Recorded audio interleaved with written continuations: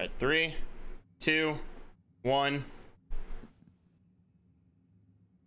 Hey, what's going on, everyone? Welcome to the first ever podcast. Today I'm joined with Dagger and Banana from the GRM. Say hi, guys. What's up, guys? Hello. Well, Dagger, why did you sound so awkward there? You were like, what's up, guys? I don't know, man. I'm not on my own podcast, so I'm not on my own. Yeah, he's not. I forgot. He's Yeah, out of the shout break out to room. the Y'all's podcast if you guys want to plug that. Shout out to the break room. If y'all want to plug that towards the end, but all right. Anyway, so just giving a warning, we are talking about Mandalorian. You know, that wonderful, beautiful episode. But we are going to be discussing spoilers and stuff. So if you haven't seen it, my breakdown will be coming out probably shortly after this. But I don't know. But yeah, so if you want to watch the breakdown, or if you, I would highly advise you go enjoy the episode yourself. Either way, let's get into it. All right, so we start off. Obviously, this was a very. Whenever we start off, obviously this is a very emotional, especially the later half. This is an emotion-inducing episode, right? But let's go ahead and start from the beginning. So. All right, so we finally see the doctor that they've been chasing for super long, right? We only get to see him for like 15 seconds, but like, or like we're like 2 minutes. But like, what was y'all's opinions on his character? Like, kind of, he just seemed like he was like, oh, yeah, here's all the Empire secrets. If you want them, here you go. Yeah, he just in the face of danger, he completely folded, and I feel like that fits the Imperial officer like, motto. Some of them are complete hard asses, but the other ones are just like something bad happens and they scream and run the opposite direction. I mean, that's exactly what we kind of got to see that with the guy that was holding him hostage. You know, like yeah, exactly. Bro, like the dynamic. My guy shot him, no hesitation. Ruthless. Like no hesitation. I thought that was interesting though, that he was like, oh well, I was on the Death Star, and I'm like, well, how the fuck did you get off? You know? Right, like what? Yeah, that's interesting. Considering we've never seen like through all the movies and TV shows and all that stuff we've gotten in that time period, we've never seen a story about like who or how anybody survived either explosion, except for Luke and Vader, obviously, and Vader's body in Episode 6, but we don't ever see like the Imperial side of it, like what happened to them while it was all happening. So I think the most interesting dynamic there, or like story, kind of, it was like, I mean, it was right. The rebels did kill like millions of people on the Death Star, so it's kind of like what. I don't know. It's interesting to see that dynamic because, you know, this whole season, all we've been hearing from the Imperials is like, oh, well, we need to bring order back to the galaxy. And it's like, I mean, under rebel rule, like, is there order? I don't know. Yeah, I guess that's something we've never, that's another thing I don't think we've seen.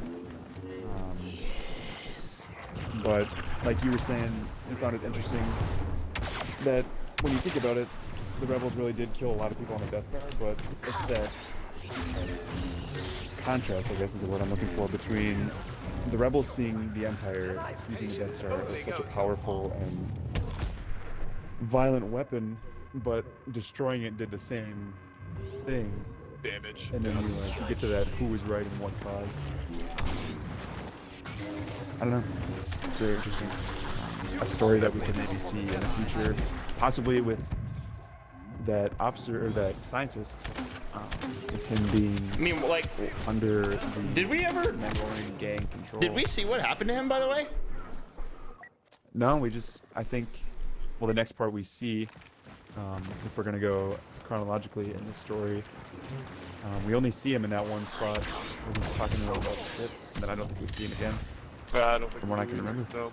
I mean, he's probably under, you know, New Republic jurisdiction or something like that. You know what I mean? Like, he's probably in a jail or some crazy stuff like that. Yeah, I don't think we're not going to be seeing the light of day for a while. So, his adventures. I kind of want to move on to the next scene, right? So the next scene is going to be, the next scene is whenever they go see Bo-Katan, right?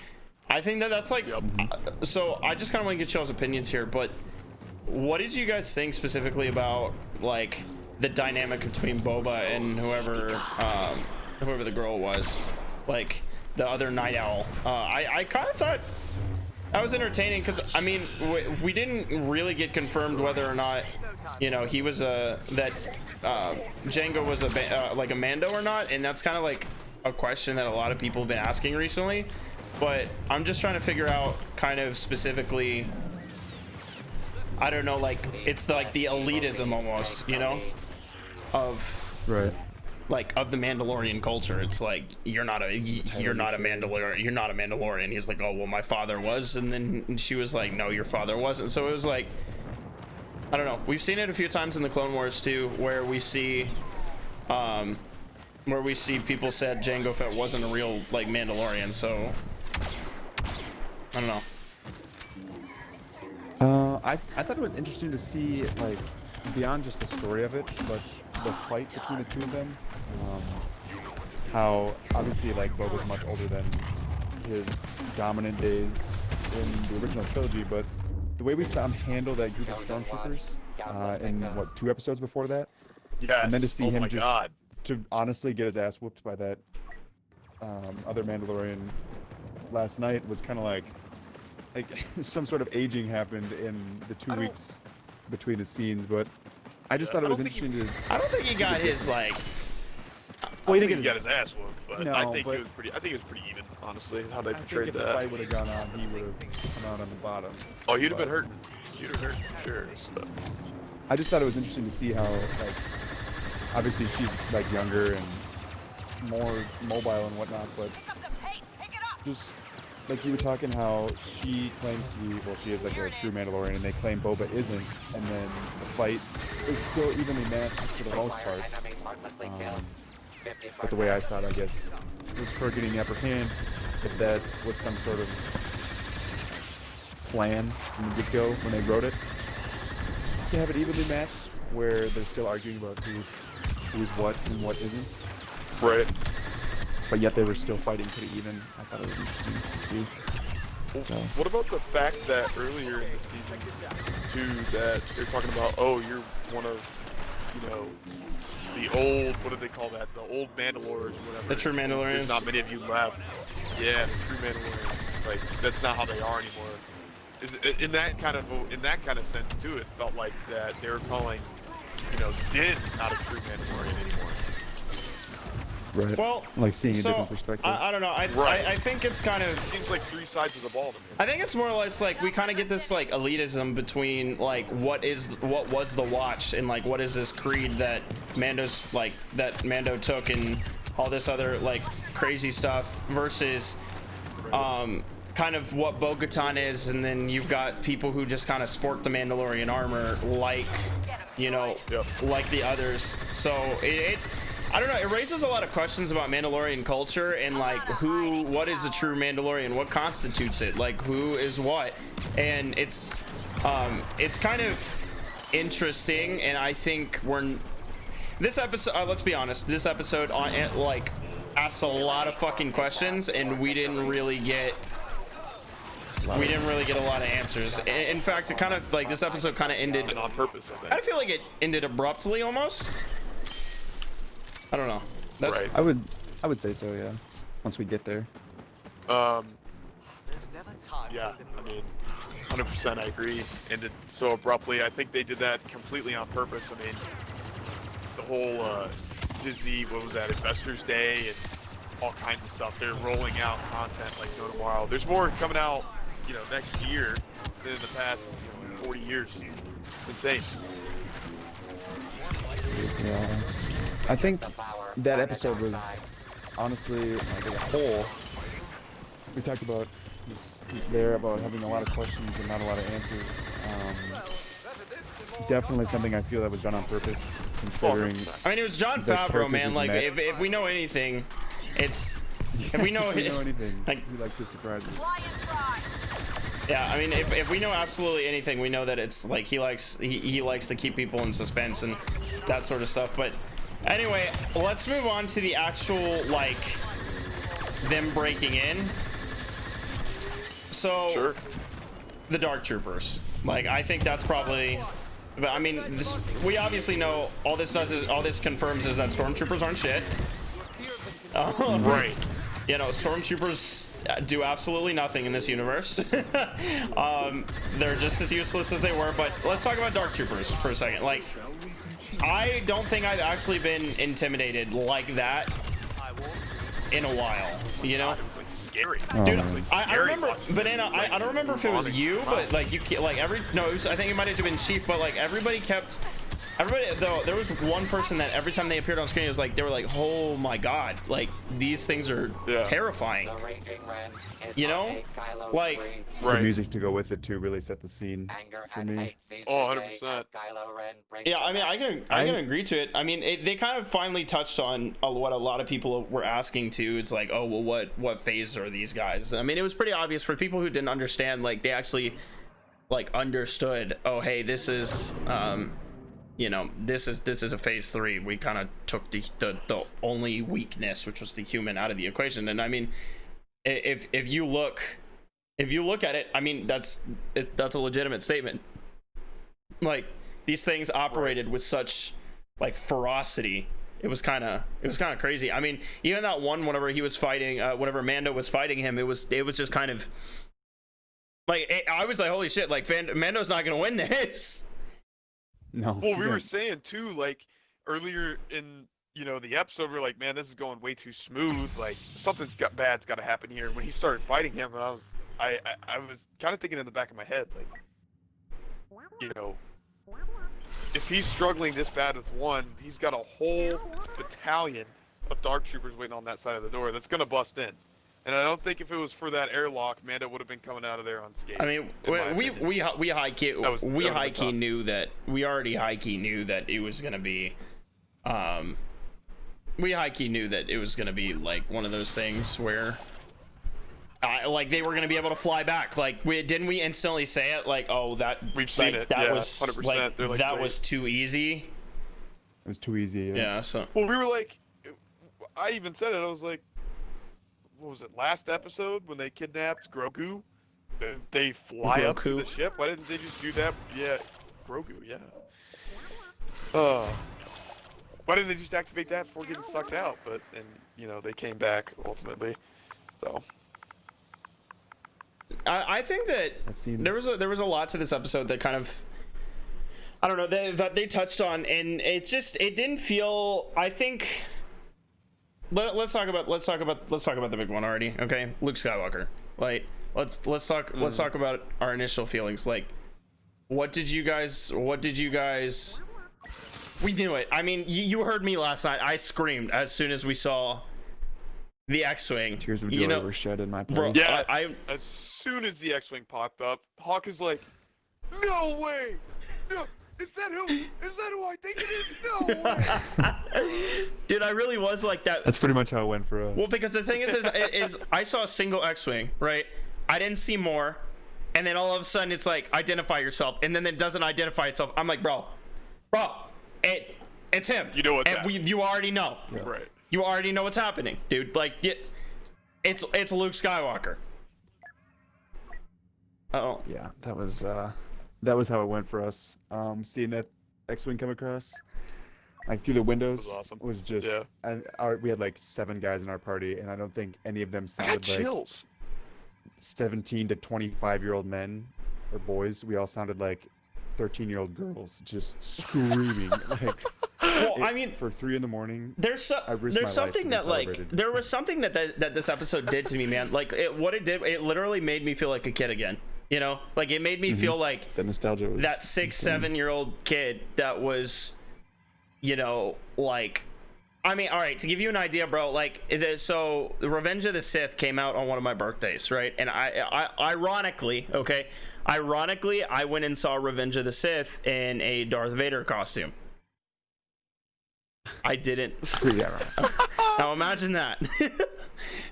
Like, 6-7-year-old me is going to see, or I don't even know, I might have been 5 at the time, bro, but like, I went to go see Revenge of the Sith, and even then, like, my grandparents showed me like the original Star Wars movies and all that other stuff. So it was like, Star Wars was always my favorite thing growing up. So, like, I don't know, to see Luke Skywalker like come back in, like, I mean, Banana can attest to, bro. I was screaming, like, I was legitimately screaming. It was. Oh, 100%. I mean, I don't think there was anybody in this party that wasn't, though. Like, to be fair. Oh no, I was like, everybody's like, oh my god, oh he's here. It was awesome. So obviously he goes through. So the Dark Troopers come back. That was before he lands. He lands. Dark Troopers are there. He's just slicing through everybody. I mean, I thought that was awesome.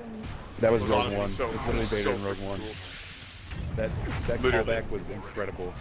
I don't know what That was the first like thing one of my I don't know buddies- what personal vibe that gave me, but like I don't know. I feel like it just kind of it gave me a I don't know. It kind of did give me a Vader vibe, but it gave me like it shows you like how powerful Luke is, man. Like When we used to talk about, I mean, cut you off, but to have that, I used to hear discussions all the time, like, oh, if we got to see Legends Luke on screen, it'd be insane.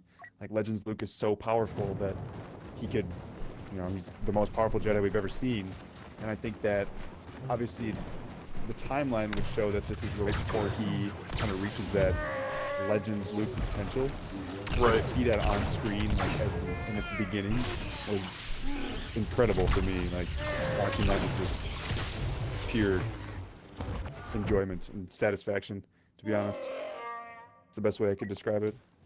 yeah, I mean, I think they gave Luke Skywalker probably one of the best entrances that you could. I mean, I think that's like that almost overshadowed. Oh my god, it was awesome. Like that, I feel like that almost overshadowed the after credit scene, man. Like, I mean, not entirely, but like, it just felt like I think it was good, and then I think that there was it was interesting, like the way that they handled it, I guess. Just because it kind of felt like once Luke Skywalker was there, like his presence took up everything, you know. Well, like, it's even taking up precedence in this conversation, in my opinion. We still haven't talked about the whole dark saber. Yeah, oh, yeah, well, I mean, That's insane. it's kind of the I mean, Luke Skywalker's kind of like the topic of conversation in the Star Wars community right now, if that makes sense. oh, 100%. Oh yeah. But yeah, let's touch on that for a second, okay? Like, let's go ahead and let's touch on that. So, Darksaber, right? Yeah. He gets it from Gideon, fights him in a, like, honestly amazing, like, an amazing scene, to be honest with you. That was so cool. Finally, we got to see the Beskar Spear. Honestly, I thought the fight was gonna be more epic than that, you know? Like, You think there was so? something about it that kind of disappointed me, though. Like, it was kind of like, it was awesome, but it was also kind of like, that's it. I think Moff Gideon showed his age right there. Like, Yeah. you're not And I think, a true fighter. You can order guys around. You're not nor shit was it compared to Mando. Jedi versus Jedi or Jedi versus Sith. It was two guys that really have, like, Gideon has no understanding of what he's holding. Right. And obviously Mando, their culture is to kill Jedi, not fight like one. Right. So I think it was a very, I don't know what the right word is, but it was a very interesting fight in terms of two individuals fighting with never, at least I don't think they've ever been used to, I guess, or have ever done before. So I would say yes, it was a little underwhelming, but at the same time, it captured the essence of the fight in that neither of them are really in their element per se. Yeah. But I would agree. I With mean, the underwhelming. I think it was quite interesting. I think, like, I don't know. I just there was just something about it, man. Like, the actual fight itself was cool, but I kind of expected, like, Gideon is being made into this huge, like, big bad guy. Like, if he doesn't come back and play a part, like, I really think it just feels useless. Yeah. I would agree with that, because he, like you said, Banana, he obviously showed his age a little bit, but at the same time, he was still powerful enough to make it at least a fair fight. So I think moving forward with him alive, I'm sure we're going to see some sort of breakout from prison or wherever he gets put, and then hopefully see more of his his fighting background, possibly where he's been brought up and trained in whatever form of combat he excels at. I think that would be interesting to see moving forward. I don't know. So I think I mean, I get that, you know, we're still talking about this, and there's obviously a lot more details that we need to cover, but I think something that kind of like didn't really do it for me for the episode was it just kind of it didn't feel like as like, I mean, I don't really know how to put this. Like, I feel that this episode wasn't really about Mando, you know, and it just kind of like the way that they like left the last episode off, it was kind of like, you don't know, it was kind of the whole you don't know what's coming for you, you know. So it was like I was expecting this big grandiose like battle of the ages, you know, maybe him in a phase 2 dark trooper suit just fucking gearing up and like ready to go, you know. But I kind of think I got a little let down in that regard. But I mean, as I was watching it, it was fantastic. You know, I couldn't have asked for something better. So I think let's move into the Darksaber. Let's kind of talk about that for a little bit, because Bo-Katan, the whole reason that she came was because she wanted the Darksaber, right? He fights Gideon by chance, doesn't really understand what he's doing. Pretty much, you know, he wins and gets the Darksaber. I mean, obviously he was really manipulative with what he was doing, but like, where do you think they go with this? Because there's like, it's obvious that she doesn't want to fight him,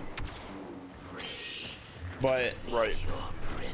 And I think here, hold on. For the viewers who don't know, kind of what happened, or like what that means, is that if you look at the Clone Wars and you look at that, look at other pieces of like content, basically what it says is you have to, if the holder of the Darksaber is the ruler of Mandalore, right? So basically what that means is,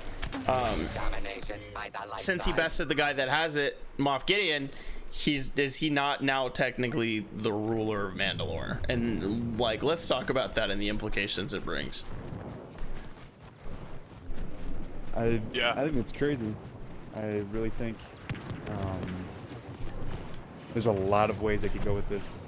The way they left the end of this episode, and the whole season really, with all the open doors, different characters and storylines and whatnot. I think there's a potential for him to continue on with that title, but I also think that there's plenty of reason for them to go a different route and have him lose it or hand it over to Bo-Katan or even Sabine. They tie in like the Ahsoka show in a year, because a lot can happen in a year, so you never know. 100%.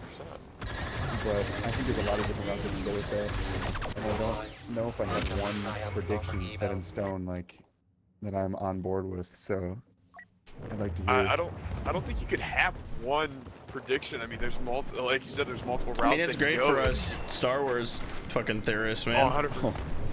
Definitely. Theories are gonna be unreal. Definitely, yeah. The theory's gonna be insane. But like now, since he doesn't have the child, you know, Grogu, does he accept responsibility? Does, you know, if he does want to hand it over, like we saw in the episode, is Bo-Katan going to accept it like that? Like they said, it's not about it's not the power the sword holds, it's the power of the story. Domination continues. Exactly. Yeah, I mean, I go ahead, Dagger. I was just gonna touch on the fact that, like what you talked about with Bo-Katan, the way it was handled in Rebels. For those of you that have seen Rebels, you know that when Sabine hands the Darksaber over to Bo-Katan, she just kind of like accepts it right there on the ship. She doesn't really think about it. She just takes it and raises it for her plan and for Mandalore, she states. But in this episode, is a completely different demeanor. She was almost like just scared to me when I saw it. Just her eyes were like bug-eyed almost, like she was freaking out about what had just happened. And I'm just curious to see where that changed, whether it be how she lost it to Gideon, or the fact that she did lose it and she didn't accept it the right way the first time in Rebels. If that comes into play, maybe we'll hear a story about that. I mean, maybe. That was really cool, I think. I don't really necessarily, I don't necessarily know what's gonna happen, to be honest with you. I think that there's I think to say that there's too much like that could happen is kind of an understatement, you know, like yeah, it's just,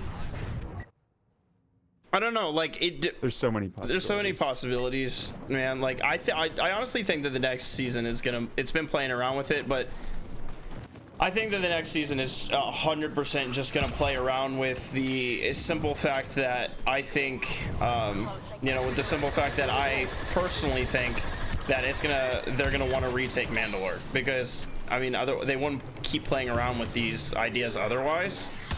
Right. Because I mean, I don't know like the specifics or anything like that, but what I do know is like he's got the Darksaber, Bo-Katan is with him. There's no way they don't play around. Like the child is gone. Like he doesn't have a mission now. What is there for him to do? Like what is there to actually do into season 3? How do they build off of that in season 3? Good. Gruesomely triumphs over evil. Okay, so then here's the question that I've got, right?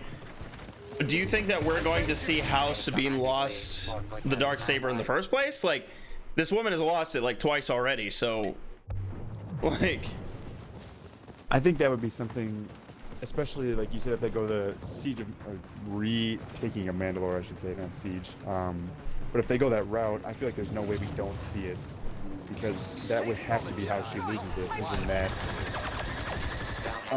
losing Mandalore as a whole to the Empire would have to be how she lost the Darksaber. So I feel like going back, there would be no way to avoid it, especially since, like you said, it's been twice now. So anybody that's watching the Mandalorian at this point kind of has to understand that and be like, wait a minute, you know, this, at least for us, it was like, this doesn't make a lot of sense because she's lost it twice and she's taken it differently both times. I think we see some sort of, if they go the Mandalore route, I think we see some sort of story as to how it happened. Right. I think that'd be kind of cool to kind of build on that backstory. We don't really know. Mm-hmm. I mean, maybe some Order 66 type. I think Mandalorian culture used to be like really niche up until this show came out, to be honest with you. Like, I don't know. It just kind of feels like Mandalorian culture used to be like a select number of Star Wars fans used to like Mandalorians, but the Clone Wars kind of expanded on that, and so people were like, oh, that's kind of cool. And then now it's kind of like it's just dope. Like everybody, I love everybody seeing it. I love being able to like talk about it and just everything. I really hope that they actually take the show The Mandalorian and actually start like expanding on that. I don't know if you guys knew, but did you know that the weapon of Mandalore the Great is actually was actually a Beskar spear? I feel like I had heard that somewhere, but yeah, in Legends, his weapon was a Beskar spear. So maybe it's kind of poetic that he's got it. Could be. I mean, now that you say that, it definitely could be. That's knowing Filoni and Favreau, I could definitely see them digging into something like that and pulling it out. They've had a lot of nods to not necessarily 100% canon Star Wars, so I think it could be a very solid possibility. And I think they're drawing a lot from Legends, but I don't know. It's kind of hard to. It's kind of hard to figure that part out, because you never really know what's gonna. I guess you never really know where they're gonna go here, because I mean, I really thought Boba Fett was gonna die, right? Which is something I think we should talk about next, because I mean, obviously it's kind of embarrassing on being wrong, but I mean, it's also the part of making your own Star Wars theories is like you run the risk of being wrong. I don't think anybody's gonna be mad at you for being wrong. Well, it's not like being mad at, you know, it's not like being mad about, or people being mad at me. It's just kind of like, it's just people who see the video after that. I've been getting like a ton of comments that are like, nope, you're wrong, and I'm like, yeah, I know. Yes, we understand. Just people like to prove you wrong. Prove that you're wrong, I guess. It's like, yeah, I mean, it kind of sucks after, like, you work on a video for 8 hours and you're like, well, I mean, it's still really fun to think about, though, I guess. I guess it's still really fun to think about, like, what if Boba Fett did die, you know? Right. But yeah, so where do you think that we go from here? Like, genuinely, what do you think is the most possible route for a Mandalorian season 3? Like, what do you think a Mandalorian season 3 looks like? And then if you want to go first, I will let you have the floor. To be honest, like, to be completely truthful, I don't know that much about Star Wars, especially not anything with the Mandalore, but I honestly, in my personal opinion, like you stated it earlier, I don't think there's one real theory that you could go with that they go for season 3. I mean, do they follow strictly Din and see what he does with, you know, the Darksaber, and, you know, we go back and we said earlier Sabine maybe gets a touch up on like what happens and how she loses it, but do we completely write off Grogu at that point? Are we not going to see any of his training per se? Like, does Din go back to being a strict bounty hunter and only working for Beskar again? Like, you know, because that's how the show started, was he's just a simple bounty hunter. Is he going to go back to his ways? Like, what does he do? Take over Mandalore? In my honest opinion, I think that might be the way they go. Personally, I think Mandalore is the next destination they end up at with the way that episode ended. The one thing I don't think, like, I thought about this personally, and we haven't touched on it here. So when in the beginning of the episode, when Mando and Boba walk into that cantina or whatever, they were talking about Mandalore, and Boba, I forget what exactly he says, but the Empire turned that planet to glass. Like, in his mind, Mandalore is just like a thing of the past, doesn't mean anything. And then obviously Bo-Katan stands up to him, and they get in that whole confrontation. But the way the end credit scene, I think, and that part of the show took Boba out of a significant role in season 3. I think, especially with his new show and all that coming out, I think we won't see like any, if a little bit, of Boba Fett next season, and that would be perfect for going to Mandalore, because in the way he talked about it was just like it didn't matter to him at all. Like, for him, it'd be like, why am I going back? Not even. He hasn't been there. I've seen a lot of theories floating around about, you know, people saying how Boba Fett is gonna rule Mandalore or something like that, and I just kind of heavily disagreed with him. I'm gonna be honest with you. Like, I agree. I don't know. I personally think that where we're headed. Do we know if season 3 is going to be the last season yet, or have they talked that far yet? I don't think they've talked at that length. I heard a mumbling that there was 5, but that was from my buddies last night, so I have no idea. That's obviously impossible to confirm or deny. But I could see them going beyond 3, personally. But I could also see it being the final. You never know. Right.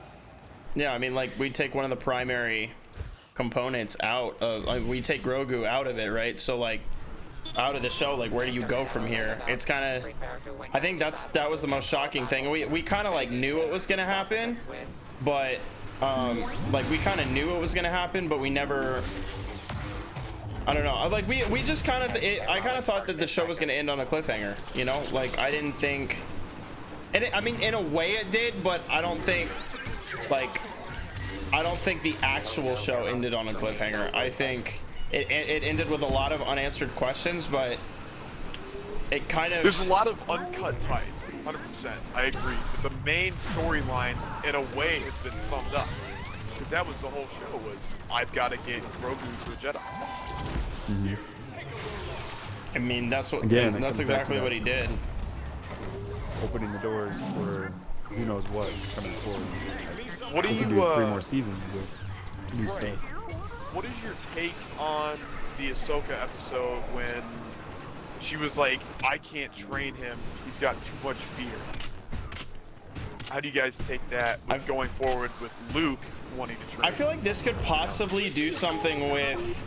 I feel like this could possibly do something with Luke's arrogance and maybe like a lust to become the Grandmaster of the Jedi, and that's why he took on people like Ben and, you know, that sort of thing. Because I genuinely feel it's kind of maybe that's why somebody like Ben happened, because I want to see more of why Luke made the decisions that he did in you know, in The Last Jedi, because it's got to come to a point where he doesn't, I mean, obviously, you know, he no longer like wants to, he thinks the Jedi are dead, and I think that it's kind of where did that go? Like, what made him get to that point? Did he bring in people like Grogu and they have too much feeling in them? Because I don't think Luke is just gonna go, yeah, actually, so never mind, you can have your kid back, you know? Like, right. Yeah. Right. And I feel like it's gonna, a lot more of it is, it's just gonna be, yeah, he's gone for good. Right. Yeah. I don't think we would see any of it in this show specifically, where that happens. But it's definitely an interesting question to pose, considering the way we see him in, what is it? Is it 8 when he starts talking about how he has nothing to do with the Jedi because of what he's experienced? Yeah. Yeah. I think it's very interesting how even last night, you know, he just kind of like, he just walked in like, okay, thanks, see you later, like, he's mine now. And then left. Yeah, that was it. Like Hawk said, but the arrogance, he just kind of strolled in, took out those Dark Troopers without breaking a sweat, and then took Grogu and left. He didn't even really say anything. I think that definitely touches on his arrogance. Yeah, I don't know about the fear, possibly because he sees himself, like where Ahsoka sees Anakin, he sees himself, because we don't know. Right. Luke has truly learned the story behind that, where Ahsoka would know. She knew, like, and she was like the younger sister of Anakin. Some say otherwise, but she knows like what actually happened, where Luke got the story from Obi-Wan, and then Vader, the only thing Vader changed was that he was his father, not another Jedi. So I think where Ahsoka sees Anakin, Luke sees himself, and I feel like that could change his perspective in a positive manner. But I don't know. I think that's another storyline that they just like busted wide open and left laying there for us to just poke and prod at for the next year until we get the story. It's like, oh, here's this. Do what you want with it. Yeah, I don't know. It's I'm excited to see it wherever they go, though. I feel like there's a whole lot of questions that need answering, and I think us Star Wars fans are too accustomed to having to wait 4 years to get those answers, to be honest with you. Yeah, so that's true. I've also heard the question floating around, especially in like the GRN. It's like the main thing where, you know, brought us together. Is does Grogu die going under, being under Luke's control in training? Maul might get him with the frenzy. Or not Maul, that's stupid Kylo. I don't think Grogu does. I think Grogu would be done with his training by then and be out of, I don't know if he'd be completely done with his training, because isn't it like 30-year gap between? It's about 20 from then. 6 and 7. About 20. Yeah, so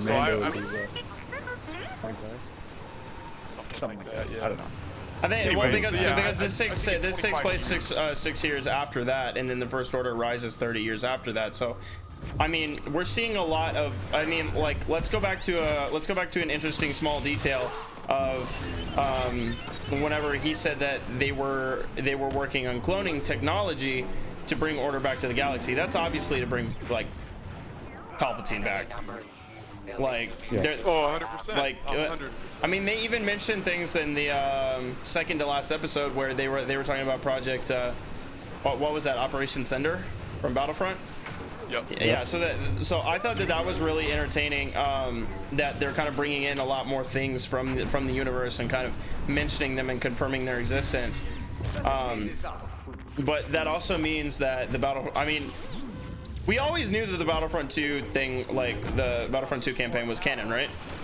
Like I've been getting that question a lot.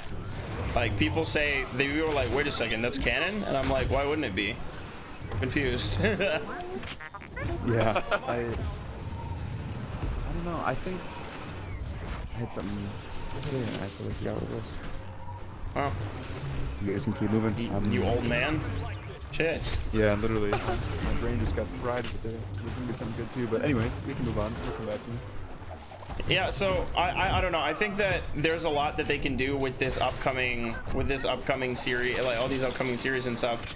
I don't think we see any more of Grogu in this series, but there is a lot of series that like we don't know what's gonna happen. So exactly, there's a lot of potential. Like, I think Grogu as a character has kind of run his course, and I don't know. There's not a whole lot more on the Mandalorian that I can kind of really talk about at this that I can really like talk about on this time. Besides, like, if it's not pure speculation, I'm pretty sure I'm gonna be putting out like 17 and a half theory videos on what I think is gonna happen. You know, I'm sure you're all gonna get pinged for that one, but yeah, never ends. Hey, it never ends, bro. You gotta support a creator, bro. I want to talk about I just can't believe the terrible CGI on Luke and some of the other stuff, parts of the show. Like I was waiting to talk about this. Like I was so almost disappointed, like really disappointed with how they handled the whole, Luke taking off his hood thing. I thought the CGI was terrible. It looked like it was rendered all the way. I hated it. I almost want to say I hated it. I want to say that it kind of detracted from the moment for me, man. It did. 100%. That was the first thing I noticed. Was me too. He took his hood off, and I was like, "Oh, this is atrocious." The robot mannerisms, the static movements, and Yup. like it looked like a stop motion when he took off his helmet, or his hood, not his helmet. But it was being Luke Skywalker. It was cool as hell. Like him with the hood on and everything. Like you could tell who it was, especially with the green lightsaber. But I think something else that it just kind of detracted from the whole experience for me. Because don't get me wrong, like I'm not ever gonna forget that entrance. But at the same time, it's kind of hard for me to like. I don't know. I just feel like they rushed it or something. Like it's Disney. Like how do you not have that sort of money? Right. I think moving forward, the budget is going to have to be upped if they're going to keep doing stuff like that. I get their budgets are less for shows than they are for movies, but like, come on, man! Like that was such a. But they're going to have to realize now the revenue they're getting in this show is it's too much to cut corners on. And I think the other scene, kind of similar to the Luke entrance, but the scene where they had all of our heroes, per se, lined up, like ready to bust down these Dark Troopers as they come in the door. They were all pointing their guns at the door, and we saw them like face on, like a family photo style. It was so obvious to me that they had a green ship, and the stars in the background were a green screen. It looked like they had painted it on a wood board. I actually hadn't seen it. I didn't notice that, to be honest. I didn't notice that. I took that out right away. I was so taken back by the Dark Troopers themselves. Like, I don't think I noticed that at all. It's yeah, if you go back and look, I'm sure. Well, maybe it's just me being a picky freak, but I'm sure if you go back and look now, like if you pay any sort of attention to it, you'll notice it. Right. And I don't want to sit here and like rip apart the episode because it was fantastic, and it's not going to stop me from bawling my eyes out when R2 walked through the door. Oh my God, like, R2D2, man, that was. Dude, that made me so happy. That was like emotion-inducing. That just kind of like added on to it. That got executed better, in my opinion, but in terms of CGI, at least, with the Luke and I don't know. I think too, moving forward with how many shows are coming out with Star Wars, I think after the Mandalorian and its popularity, I mean, it's hitting not even just the Star Wars community, in my opinion. It's hitting everybody. Like everybody's watching the Mandalorian. Mm-hmm. Everybody's talking about it. And I think moving forward, they're going to have to up their budget with the other shows, not even just the Mandalorian. Like, you know, with Bad Batch coming out next year, I feel like the animations are gonna have to be prime. I mean, honestly, I can't. It's the Clone Wars animators on the Bad Batch, man. Like, I can't not think that that's gonna be a great show. It's gonna be Clone Wars awesome. season 8. So Literally, it's literally gonna be Clone Wars season 8. Like, yeah, that's actually something I'm actually planning to do a lot of videos on now that the Mandalorian is kind of over. I want to dive into that because I really think that it's gonna be that's gonna come out around what, February? It's got to be, right? Yeah, I think March. I think is what they told us. Well, they haven't told us anything. I did research yesterday. There's no official date. I guess what I've heard is March. So I would think it'd be really cool if they did it in February, kind of as a, you know, tribute to the Clone Wars. Be a midway point for us to get into Christmas of 21 will be quite a time. I mean, how many shows are we getting next year? Like 4? Next year's gonna be insane. Like, what are we getting? We're gonna have 4 next year. What are we getting? We're getting what? Kenobi, Bad Batch, Kenobi, Clones of the Republic, Boba's show, and then oh yeah, Boba's show. Mando. Let's talk about that for a second as kind of we enter this. The end credits. The end credit scene, man. That was the most Marvel thing I've seen Star Wars do in a while. You know, like I've never seen an after credit scene in Star Wars before. Yep. Because I was like, well, we were watching it in our watch party. It was me and like 10 other guys. I think we were all in one Xbox party doing the group watch on Disney. And I'm like, there's still 8 minutes left. We got plenty of time after the door shut with Luke. I'm like, there's still more to drop bombs on. And I was freaking out about Bo-Katan because we didn't know if she had actually gotten up yet or not when Gideon shot her.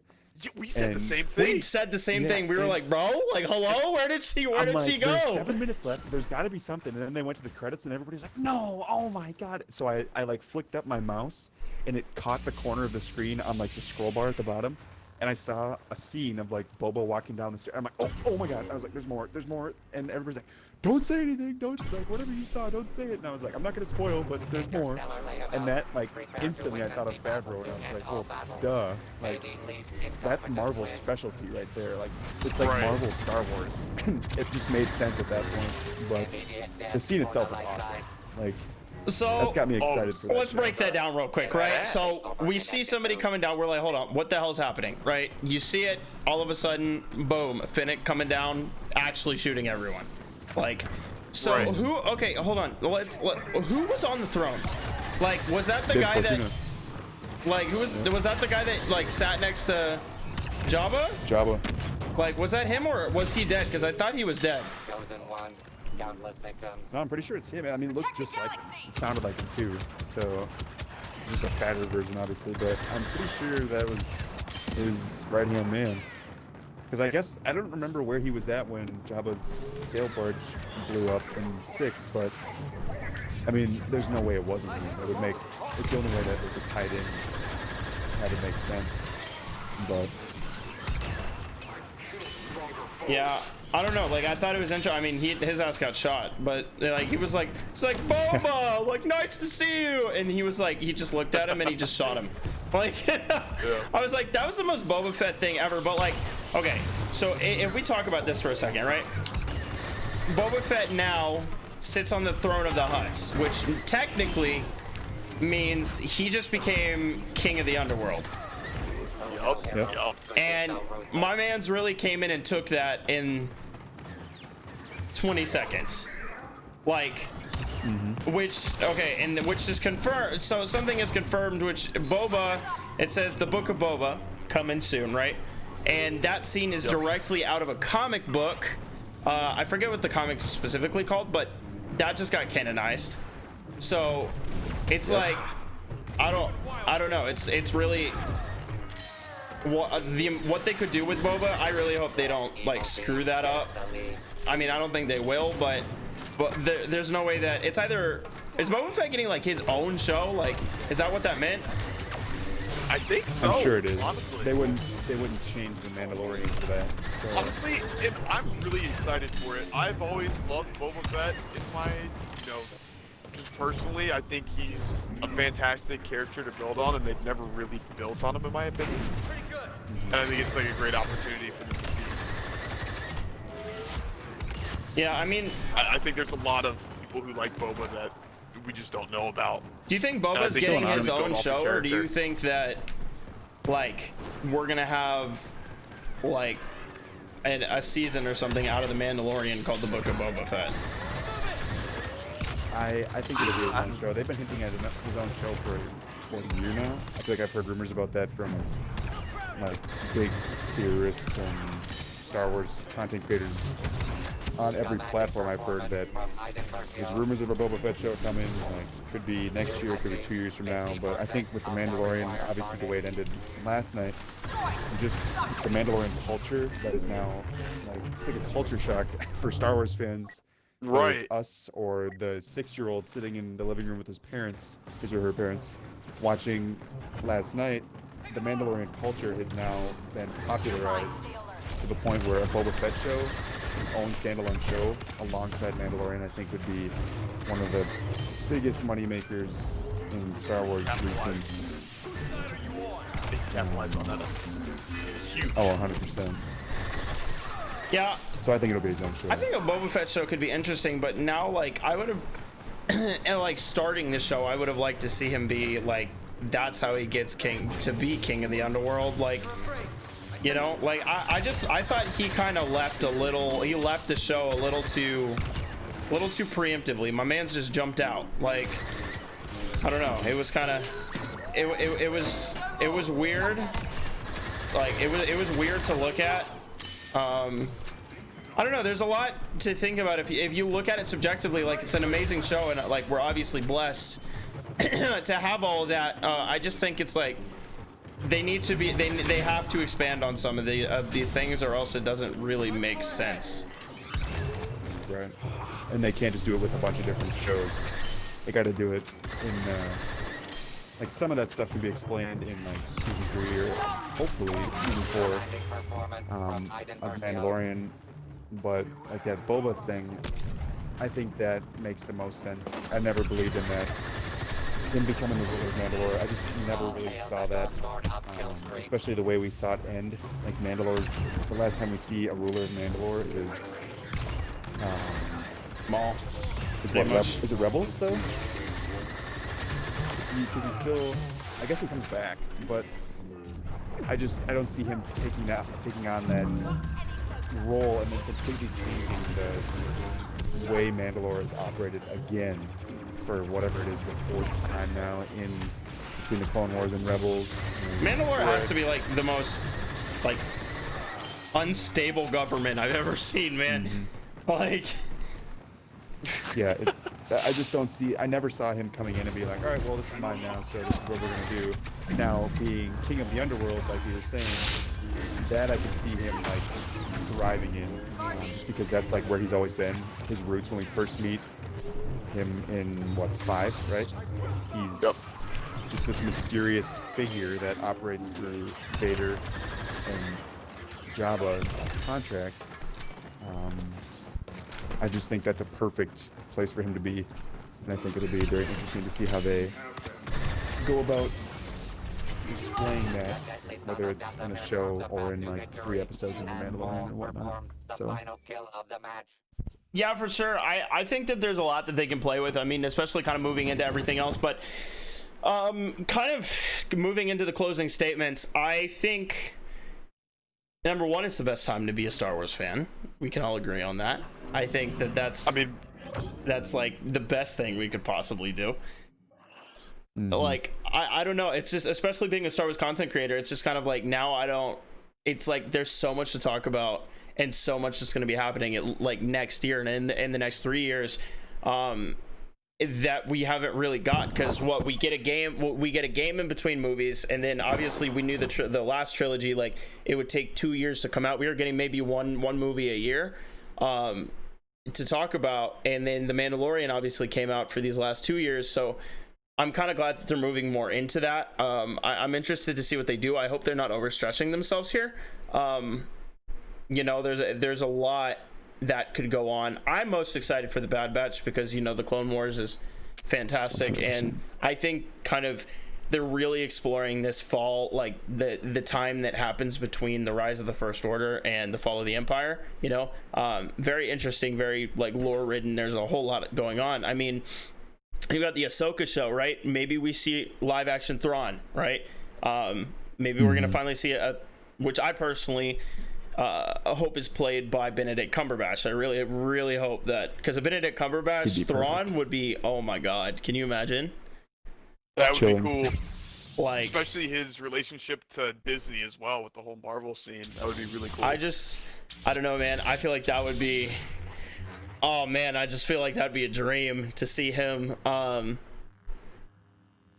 Yeah, I think there's a lot of potential. I'm interested to see where the Bad Batch takes us, and kind of, obviously we saw Finnick in the little trailer. So that'll be interesting, because she's got to be 30 years younger there, right? Like, so, yeah, that's something like that, yeah. So she's got to be a child, man. It's either that or maybe it's her mom? Like, I don't know. That could be cool. Family dynamic. All it's like the biggest thing in Star Wars. Right. All I saw was a long-haired Anakin, and I got excited. Like, ooh, Order 66 stuff. Yeah, that's a story for. I could sit and talk about that for another 3 hours if I really wanted to. Right. Yeah, for sure, man. I think it's kind of I mean, it's difficult to do these podcasts sometimes and kind of stick to one subject, because there's so much that's going to be happening these next, you know, like these next 2 years. There's so much that kind of you're able to do, and there's just so much to talk about. I don't even know where to stop. I think we should probably stop while we're ahead. Yeah, I mean, just kind of ending it all, like, oh god, dude, I just pulled the dagger. I don't remember what I was gonna say. I had a thought on me for so long. I remember what I was gonna say earlier, but it's completely off topic now, so it doesn't matter. But yeah, trust me, I know how it is. Well, go. All right. Well, if you guys want to go ahead and like plug your podcast, give us what's it about? What's it about? Come on, get your plugs, man. Well, get your plugs in.